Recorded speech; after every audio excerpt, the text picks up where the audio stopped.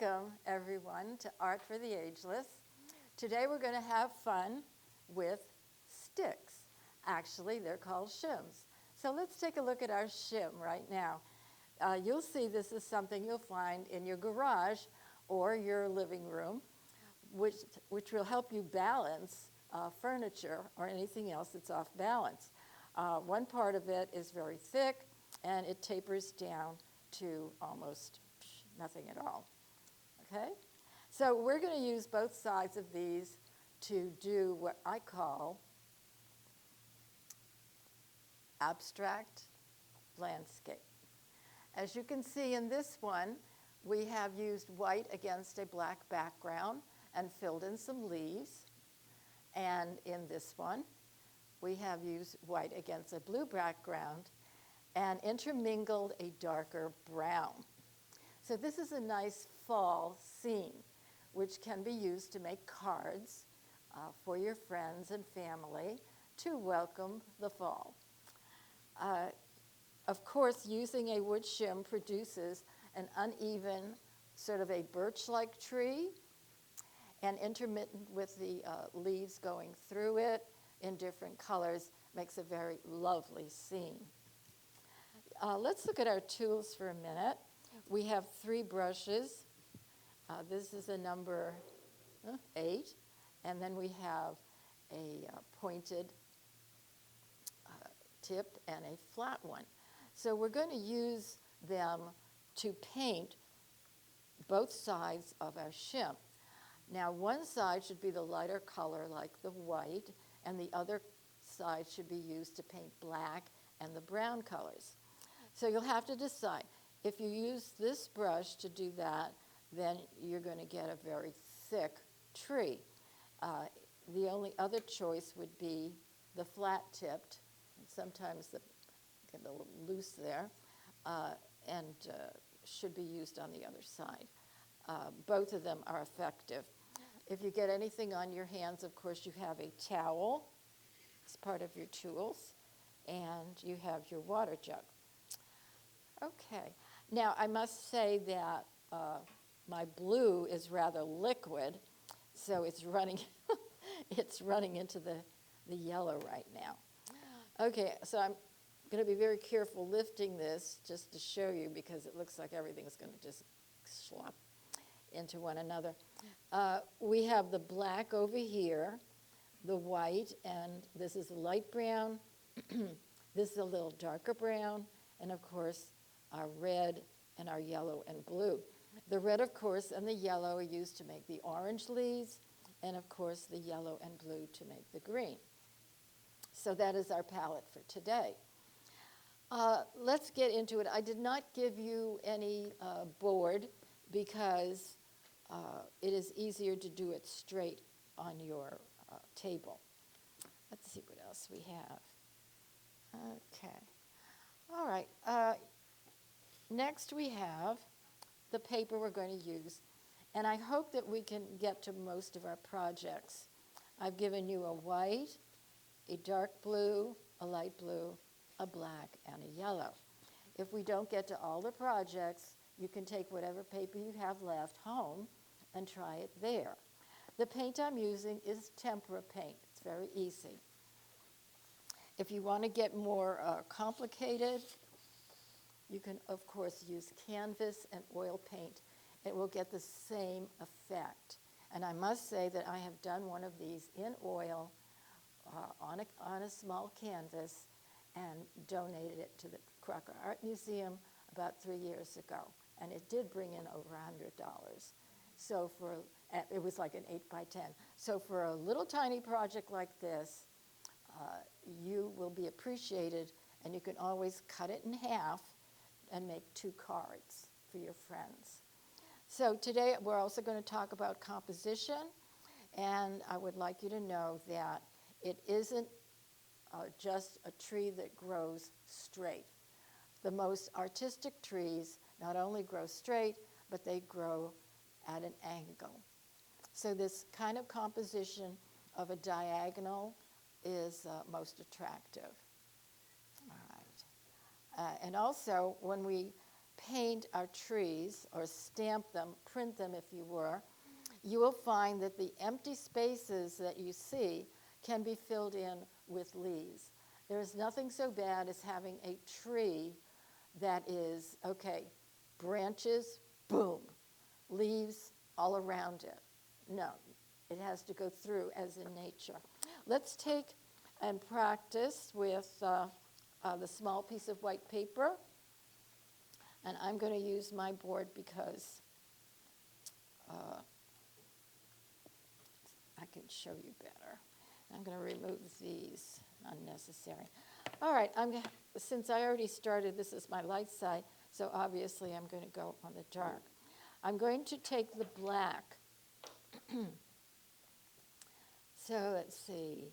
And I've got to be careful because I don't want to slop it all over and get my water too muddy. I'm going to take my... Oh, no. The drier, the better. If you put the brush in water, then you must strike it and dry it on the towel.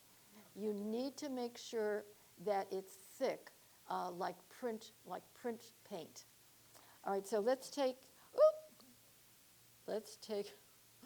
our black and let's just dab it on one side. You can go up and down like that or just dab it, just in this kind of a motion. So we're doing that again, getting a lot of nice paint on there.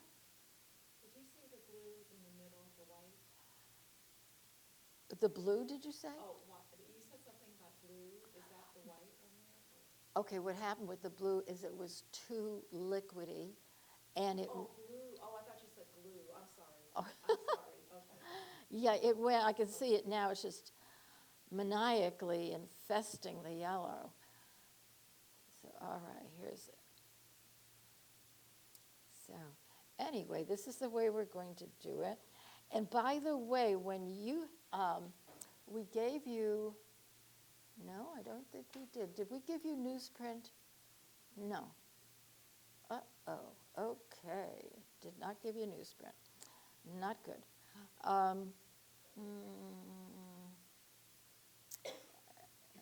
just hope I make sure that when you finish with the brush, maybe you can just lean it up against the plate. I meant to get the newsprint, and I guess I did not. Well, I hope I didn't forget anything else. All right, we're just going to practice a little bit, and what you're going to do is you're going, like fingerprinting, you're going to take it and press it down and roll it back and forth, just like when you got fingerprinted, like, your passport was done. You can start any place you want. We're just practicing. Someone asked where to start. Well, just about anywhere. Okay, now, as you can see, I did a second try, and it got a lot of space in it. So I'm going to go back and put some more black on that because it dried out. So when you do it, make sure it's getting wet. Okay, I'm going to try again. Again, I'm putting that brush on the side because I forgot to give you the newsprint. But this one, I'm going to do the other way, and I'm going to cross it over the other one. And you kind of roll it back and forth. I'm going to do that again. Now you can do that as many times as you want.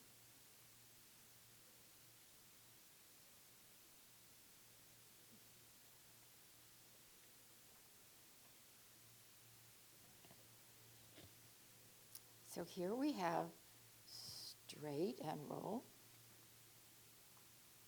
and at an angle and roll. And if you press it down while you're doing it, you're more than likely to get a darker effect. Now, another thing that we must realize, if you want the lighter effect, it looks as though they are trees in the background. Foreground, darker. Background, lighter. So can we see that? Yeah. Okay. And that slight little diagonal adds a bit of interest to the painting. So you're looking to make it very interesting for the viewer. Now, I decided, okay, that's that. All right, my dark colors, I'm going to wash this brush out. I'm going to take and get that water out by pressing it on the lip. I'm going to go into the towel and get as much as I can out. I'm going to go to the lighter brown. And it's okay if I go over the black, because in nature we have all sorts of different colors. So there we go.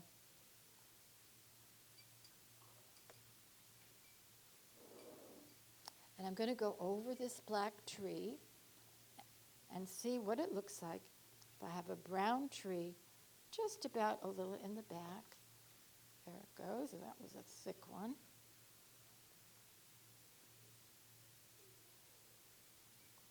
And of course, some of that might come through.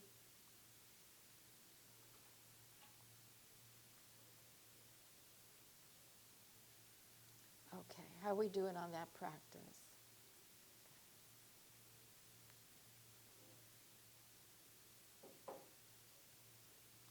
All right, let's go at it for real. And be very careful putting down this. I'm thinking we really do need. Sean, excuse me. Yes. Could you go into the boxes and see if there's the newsprint? I could have sworn I put the newsprint in there, because I think they're going to need it. Unless I put it on the table. Did I put it on the table? Oh, no, on the table. Did I put the newsprint on the table? That's newsprint, your left hand. Right, yeah, I meant to give them about 2 sheets apiece. All right, so Sean is going to pass around. Thank you so much. You can now use that newsprint to place your brush on so that you won't get paint on the table. Very sorry that I missed that last time. All right, what I'm going to do now is go ahead, and I'm going to get a piece of paper, because this was just a practice. And what you can do also is take this one home.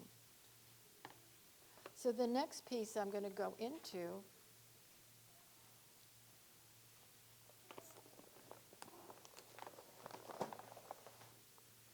so this is what we did. We did our black on white. We learned how to do it at an angle and straight. And we added some brown trunks. Now let's go to our dark, well, I think I'd like to go to the yellow, actually. Mix it up a little bit. All right, let's go to our yellow. Let me see where I put my yellow. Oh, there it is.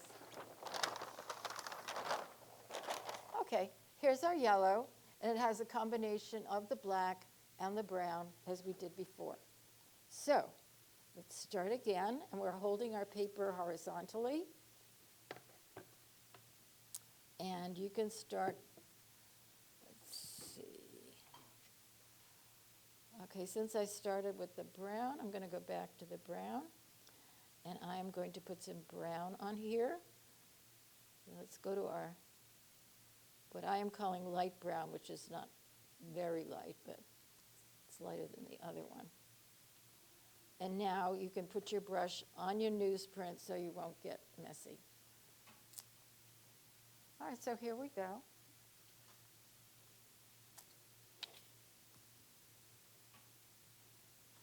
You can start at the left, the middle, any place you want to, and you can place it there.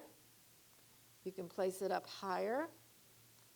You can let it go at a diagonal, and you can do about 4 before it starts to get too faded. So we're going to cover our yellow like that. I think I'm going to go to the dark brown. Oh, that was smart of me. I forgot to wash my brush. Don't be like me. Yeah, wash the brush and then be sure to dry it on that towel. So now I'm using the darkest brown I have, which is very much like the black. Here you have your composition.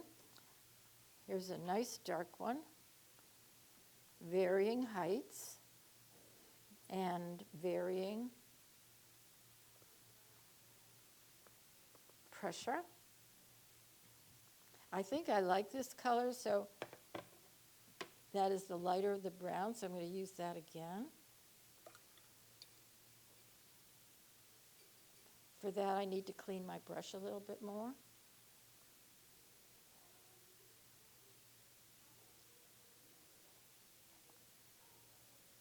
With the big, thick, the number 8 brush, you'll work a lot faster. Okay, let's see. So this part is your own composition now. You're deciding where you want it, how you want it.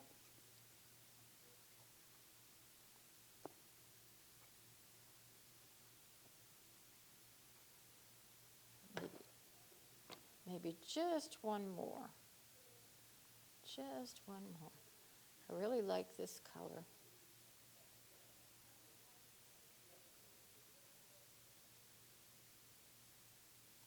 All right. Let's see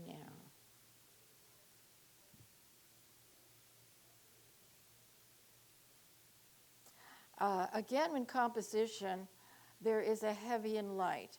It's a lot heavier here because there's more color here. It's darker, and it's kind of light over here. So I'm going to put something else over here. And I think I'm going to stop there with that. Why? Because I would like to get into the next phase of it, which is going to be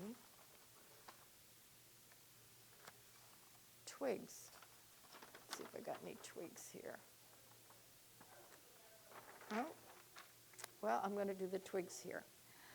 Take your small pointed brush, and we're going to go into the brown paint. And if you want to use the light brown or the dark brown, and we're going to make little just flicks for twigs back and forth.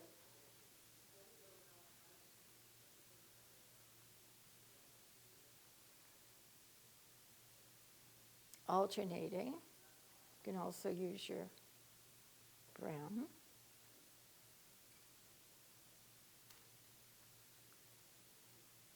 And just make a few random twigs.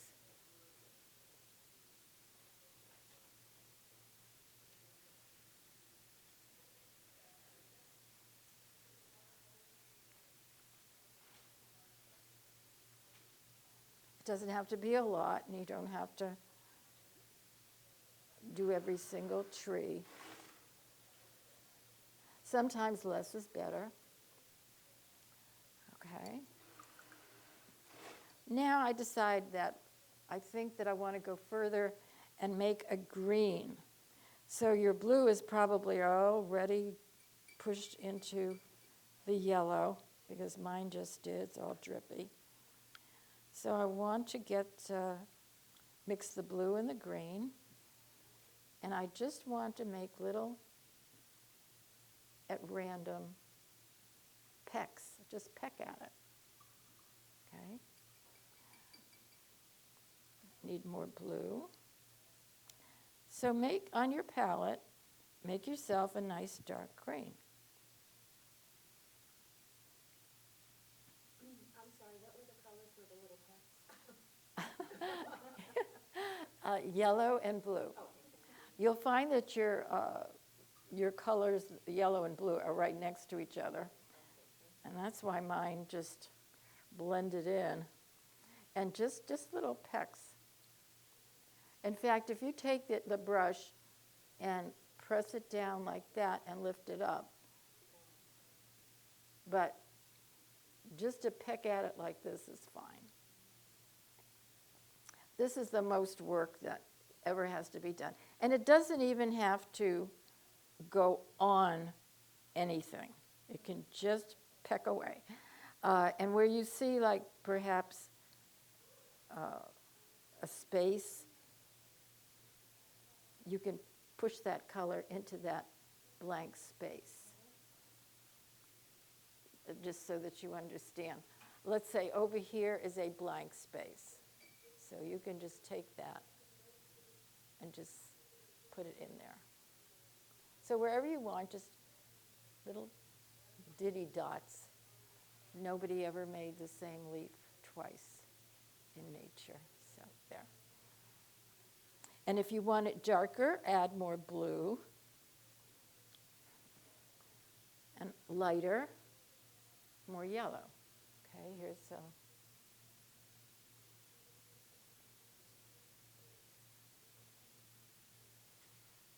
two. So how are we doing with our color mixing?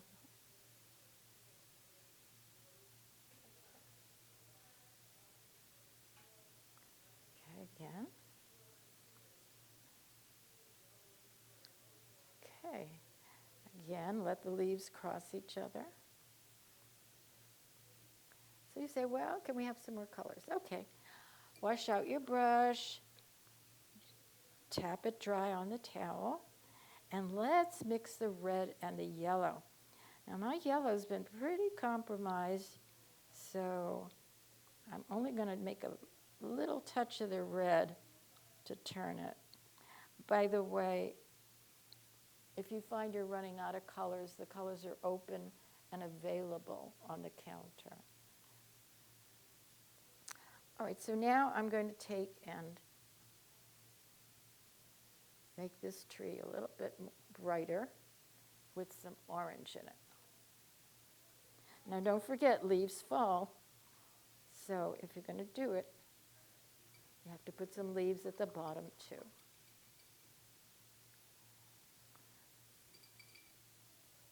If you want to have just one tree, be more with the autumn leaves than the other, that's fine. When you're making your individual cards at home, you might decide to have mostly an orange leaf tree.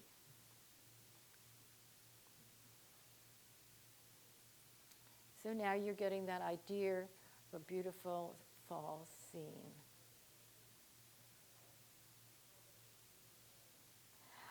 Also, if you give more emphasis to one area than the other, you draw the eye down. So maybe I want this area to be more noticeable with the leaves, and I want it to lead back, so that I'm going to put the leaves behind the trees, kind of like making a path, you see. Oops, there you go. So you can draw the eye of your observer anywhere you want to.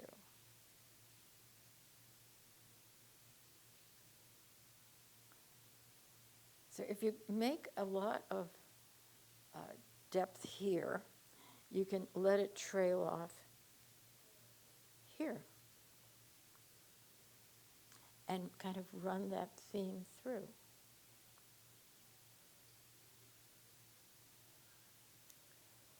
Okay, at this point, could you hold them up so I can see to pace a little bit better? Okay, good. You're working on your leaves. All right. Okay. I noticed that some of you did put more pressure than others on the the tree itself. So I wanted to tell you, make sure when you do it that the emphasis of your pressure is on the middle so that it's not just on the bottom or just on the top. So a lot of it has to go through. You can fix this any way you want by taking your shim again and with a darker paint and putting pressure on one or two so that the emphasis is on a certain part of the painting. Let's see how I can,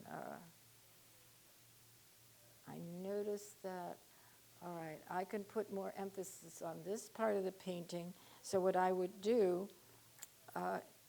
is take my shim, and let's say I want one of these to be darker. All right, I'm going to put a darker paint on here. I'm going to put the black on it.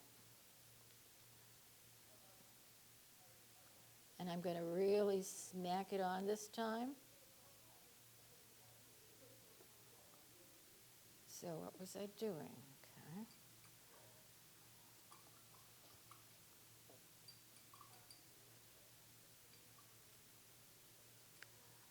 I am going to put a lot of black right here. And I'm going to go over the other one there. So I put a lot of black in one area, and I re-emphasized that particular spot right there. And I like that because I can tell that now I have more of an emphasis, more of a direction.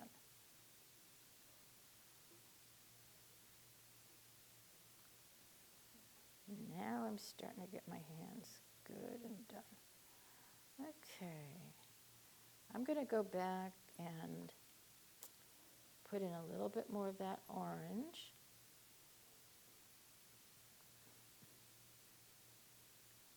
And I'm going to make that orange a little darker. And I'm just going to dab at it, almost turning the leaves red.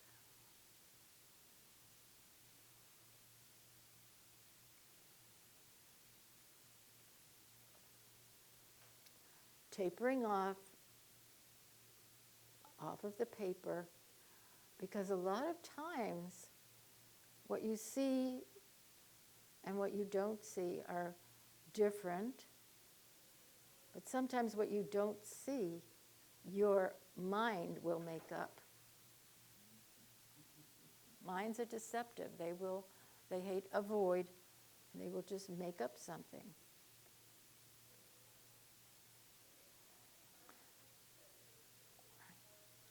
Okay, I'm going to stop you there because I would like to go to another sheet. Let's go to, let's see, that's a light brown.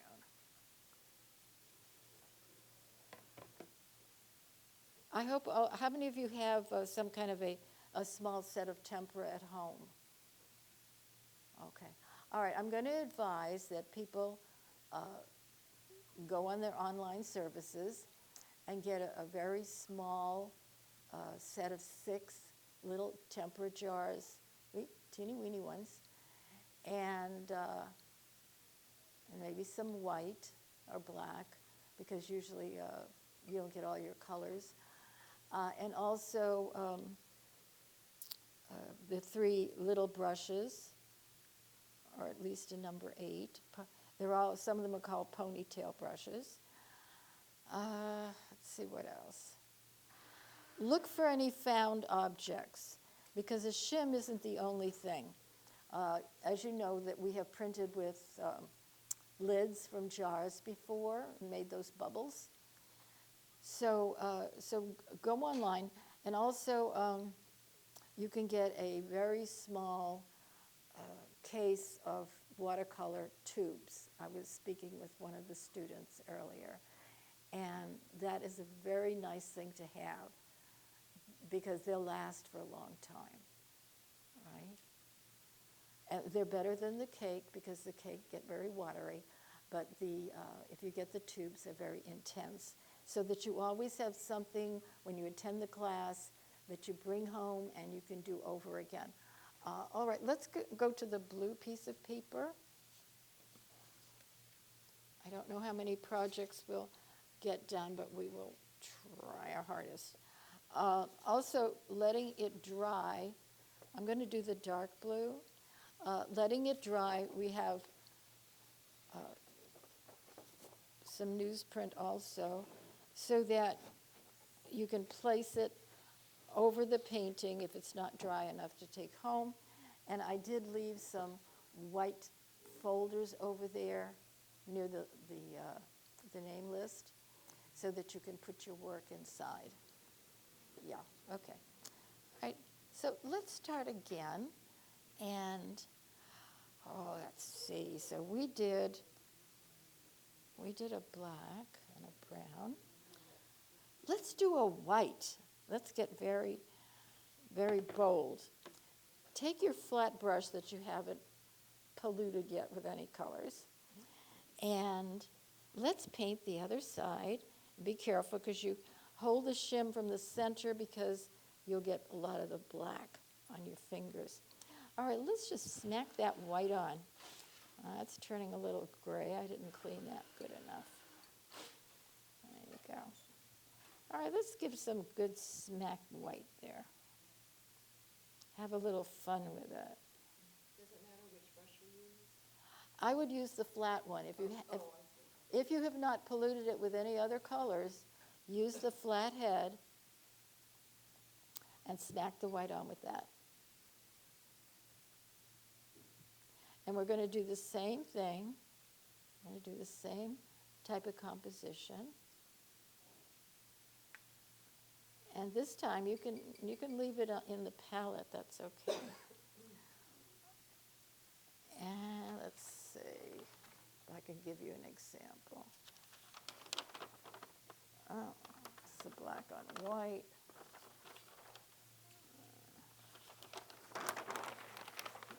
Okay, this is when the house comes down.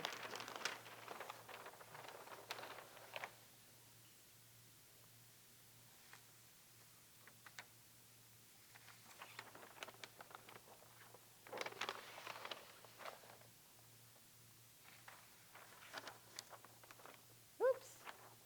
Oh, guess I don't have it. Oh well, start from scratch. All right, let's do our white.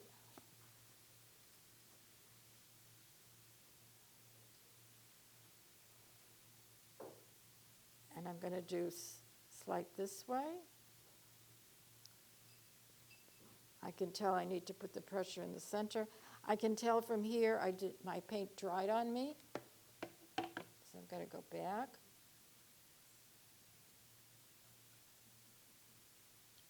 Wet it again.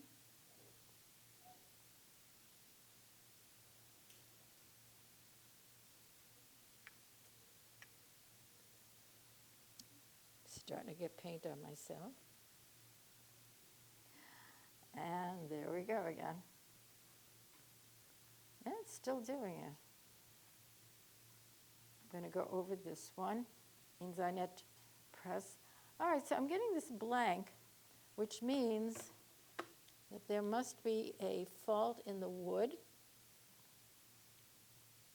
That means I need to do it over. And I guess you'll get that sometimes. If worse comes to worst, I'll just take the brush and fill it in. So I'm going to take this and again, press it harder. All right, there we go. There it goes.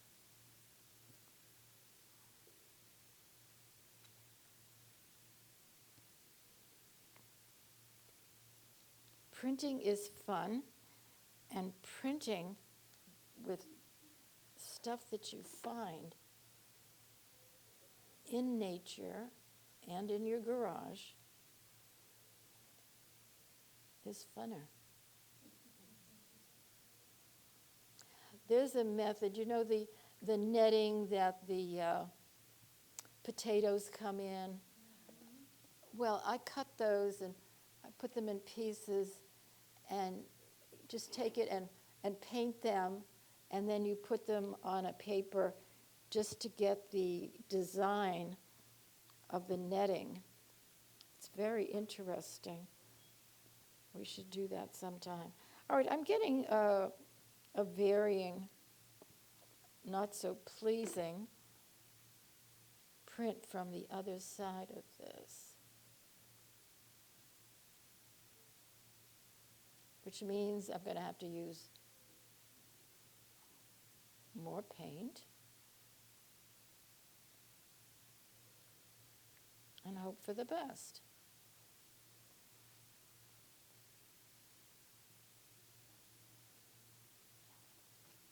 That one came out a little bit better.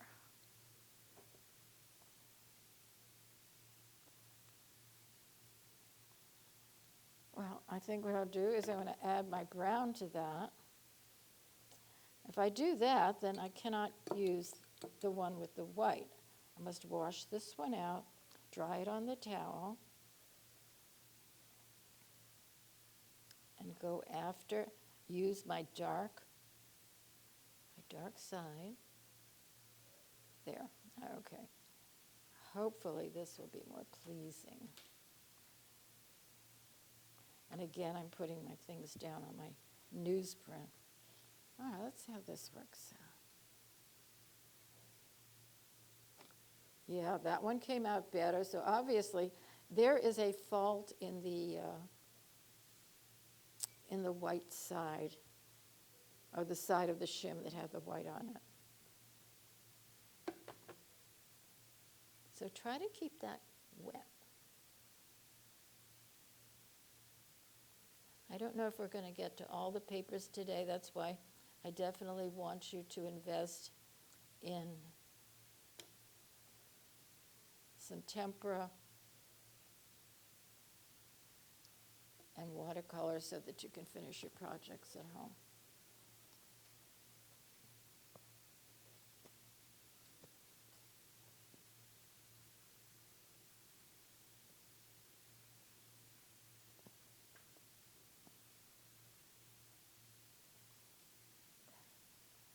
Okay, from here I can see that I need something over here. So I'm going to do one more time so that I can get that. Also, if you're doing a composition and you're not sure of it, show it to the mirror. The mind will fix the problem because it will adjust and show you what is wrong and where it is wrong. So the mirror is always a good. Another thing, turn your painting upside down.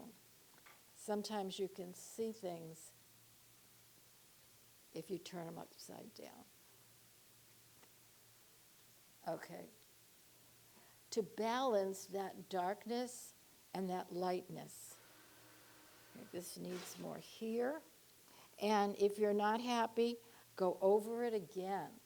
So I know I have enough darkness on this side, but I need to balance it with one strike over here. So that is your design sense. Your composition sense tells you to make diagonals and straight lines to lead the eye.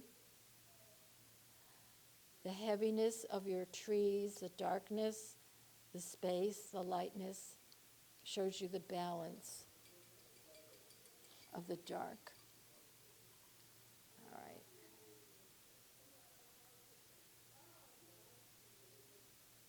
So I have dark here. All right, let's try this one. So I put some darkness. Okay, I'm happy with the balance because I have dark, dark, a lot of dark. So you've got to rearrange it, do it very easily by taking your shim and going over it again. If you have some blank spots in the middle, and you don't want to fool around with the shim, simply take your brush and dab it like that and fill it in. Nobody said you couldn't. Nobody's making rules over here, okay? I'm not making rules for you. If you see that something is not pleasing and you want it darker and you don't want to go and take your shim and go through that again, just take your brush like I'm doing and just fill it in. And that's for people that are not, that have uneven shims, that they're getting that kind of blank in the center, because that's a pain. Okay, so there we go. Take that. All right, now I'm going to use my brush. This one didn't work. I'm going to take my little one, and I'm going to make my twigs. Also, you can use this newsprint to test out your colors. You can use as much paint as you want because this whole thing's going to get destroyed at the end of the show.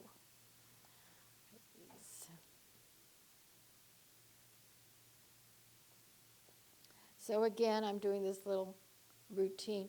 There's another thing you can do, and if I hadn't messed up this brush, I'm going to take the brush I used with the white. What I'm going to do is I'm going to get it. Oh, what do you have white there? And I'm going to see what would happen if I just go like this. Well, nope, that didn't work because that was too thick. I have to stay with my thin pointed brush. Okay.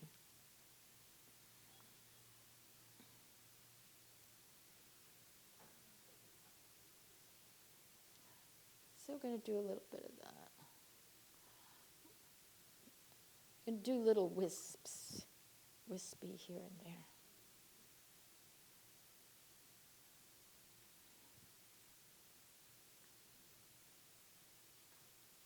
And you don't have to do wisps all over the place. Just do a couple of wisps.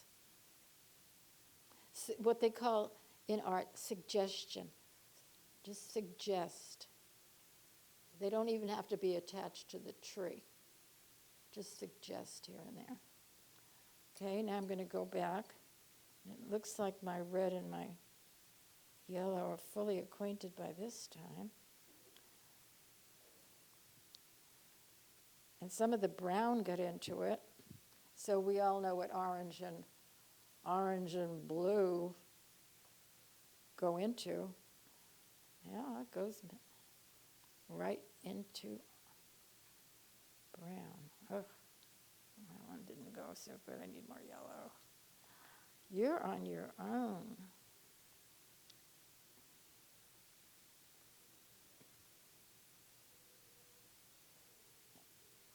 All right, so we're going to just do little dabs again. Back to dabbing again. Don't forget, if you have a dark blue background, it's going to influence the colors that you're using one way or another.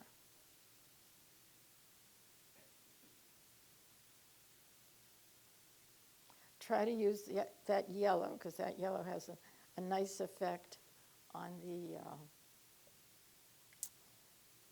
the whole autumn scene.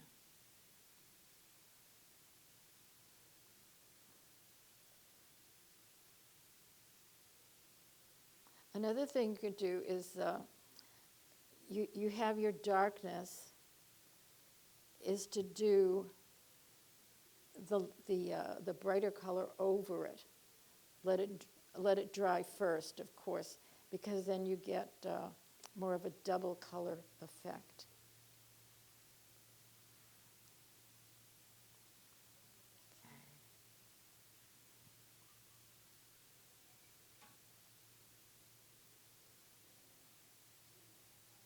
Again, more dabbing, little dabs.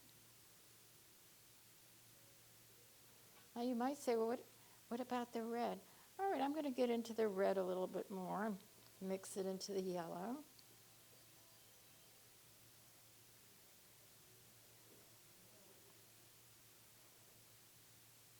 I'm going to put it through the trees this time.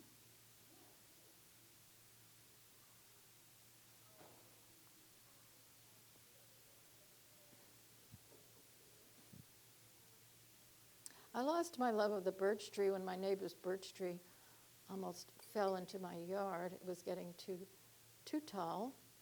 We had those heavy winds. I mean, the birch tree is real pretty, except when it starts to fall into your yard. So luckily they came and they cut it down.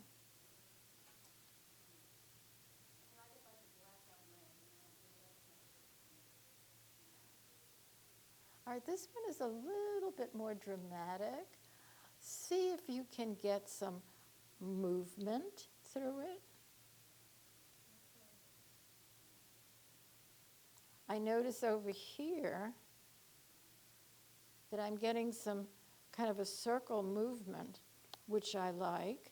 Now, if you can find a place for your eye to go and carry, use it. So now I'm going to get dark over here.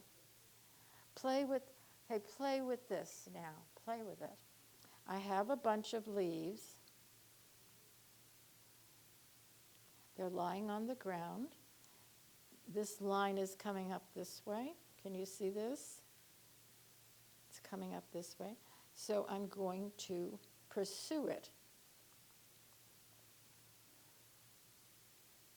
So if you see a line of pursuit, take it.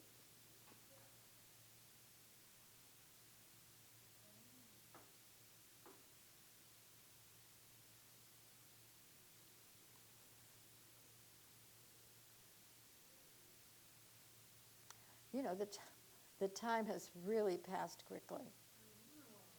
I'm looking at the clock and I'm going, wait a minute. All right. Well, I think we could probably paint all afternoon. Okay, I like the way this is going, and I'm going to tell you why. It's because I can see a train of movement that I like. I like the bottom. I like the way it is going up and around. So that I would say it's heavy over there, but I haven't finished over here. So I think that I don't want to spoil it. I'm going to start dabbing a little bit over here. Try not to overdo it. Again, the balance.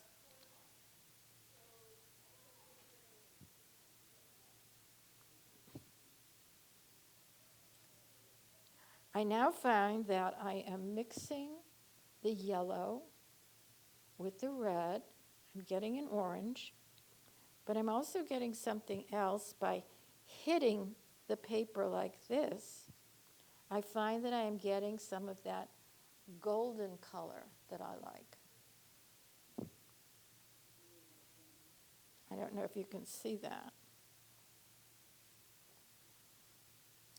And I think I'm going to keep going down here and put some yellow down here so that I can bring the eye further down. So you can see I'm manipulating the color because I want to manipulate your eye. So notice this now. There's brightness here. It's following along up here. And it's coming up this way. Do you see that? All right. So try to work the light yellow in some kind of a way to maneuver through your project. And then I'm going to put some yellow here because I see that this is dried. So if you can do that, you might say, well, this doesn't show in nature. Oh, who's making the rules? You're making the rules now. Because in painting, it isn't just what you see. It's the colors. A lot of people will buy a painting not because it's a painting of a nice tree or anything like that. They'll buy it because they like the colors.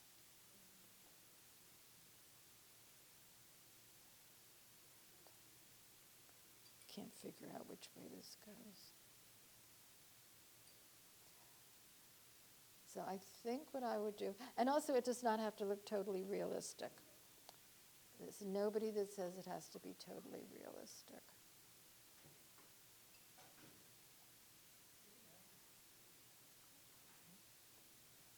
So I have a very non-realistic painting. It's almost done. I think I want to put some bright yellows some other place. Maybe down here. Also, the other possibility, there is some silver and gold inks that Winsor Newton has online. Same vendor.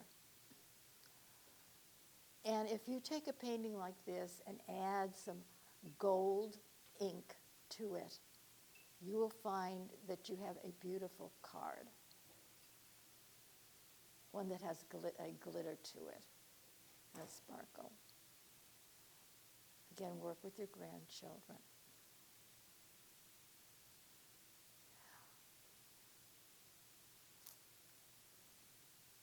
I never knew how to turn this.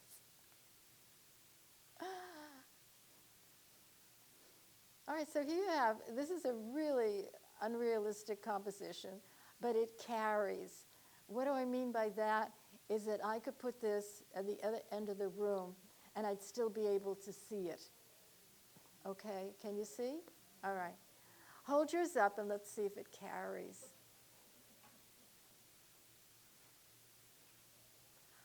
Oh, wow, yes, it's carrying. Very nice. Sean, can we get a close-up of some of these? Is it possible? Okay, Sean is going to come around. Don't be shy. You do lovely work, and if you take these cards, do them in threes, cut them in half, then just use them on top of either a yellow folded piece of paper or green, and use them for cards. They're absolutely lovely. Absolutely lovely. Please do.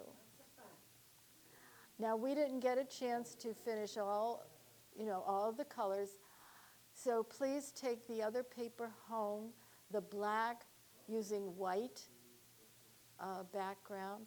That one is very striking. Oh, I like that one a lot. Who did that one? Of course, Bev. Bev has been in most of our classes.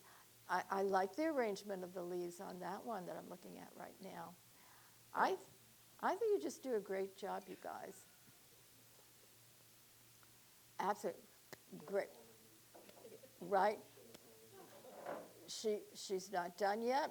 She's going to do more yellows and more oranges. Yes, yes. Thank you, Sean. Okay.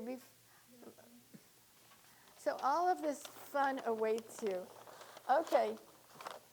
In the last few minutes I have. Oh, God, I got paint on myself. Okay. In the last few minutes, I want to show you two things. This is my pitch. This is my site on Etsy. It's called Francesca Solano Art, capital FSA-Etsy, ETSY. And this is the one that most of the people like. It's called Pierrot, after Pagliacci opera. And this is the costume that Enrico Caruso actually did wear. And this is cherry blossoms for Camilla. Not Kamala, Camilla. she's a baby. And so I'm going to tell you, please look on my site. And what they are prints. This is not the original, okay? These are miniatures, and I swear the print is so good that when I first saw it, I said, wow, it looks just like the original. And so this one is that. And they come packaged with a cellophane back. Some of them, these are open backs. That means they're not closed. And they come with the little hanging mechanism. This one is my Pierrot. And they come with cellophane on them to protect them, and then the backing. They also have others that have frames, and they're a little higher priced because they have frames. You can get miniatures for Christmas or any occasion for under $15. Yeah, they're not expensive. This one I got for about $11 because it's free shipping. I pay for the shipping. I'm not out for a big profit. I just want to make sure that there is a piece of fine art in every home that's affordable. So these are affordable. And I swear, I look at them, they look just like my originals, exactly. So anyway, please visit my shop, and there's also some clothing and some apparel. So that's all I have to say to you today. And the next time we'll see you will be in February, and we're going to have some exciting times because I'm going to bring back the acrylic textural art on canvas and pottery, okay? So I'm saving those up for you. So please do come back. Thank you very much for attending today. Thank you.